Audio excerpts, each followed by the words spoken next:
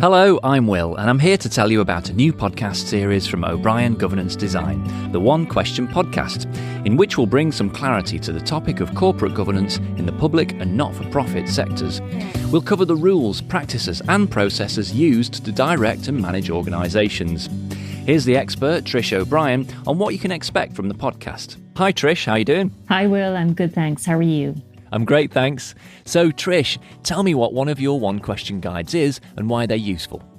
A one question guide is our attempt to break down corporate governance concepts as clearly as possible. And who are they for? Primarily secretaries to boards. They're usually corporate managers, corporate directors, big responsibilities for supporting their boards. So primarily them, secondary audiences, chairs of boards, members of boards, looking to build up their expertise in corporate governance.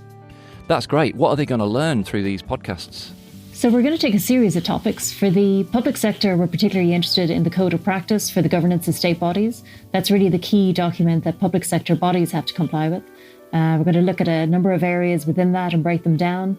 And then for the charity sector, we'll be doing the same thing with the Charities Governance Code. I know nothing about this area. What am I doing here? Well, I think it's great that you don't know anything, and your main job here is to tell me if I am being clear in what I'm saying and to ask me some hard questions. Fantastic. Well, see you on our first podcast then. What will you be explaining to me in that first episode?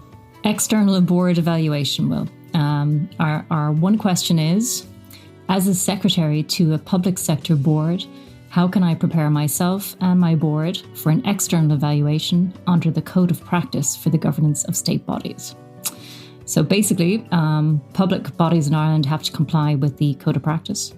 And as part of that, they need to get someone external to evaluate their board. There isn't a lot available to explain how that process works, but we've conducted external evaluations and we thought we would dedicate our first podcast to that topic. That's great. Looking forward to it. That's great, Will. Thank you very much. Talk to you then. See ya. Stay subscribed to this feed to hear new episodes in which I ask and Trish answers one question about corporate governance. We'll shed light on and bring clarity to one of the most complex areas within organisations. You can find out more and access resources, templates and the one question guides at o'briengd.ie. Thanks for listening.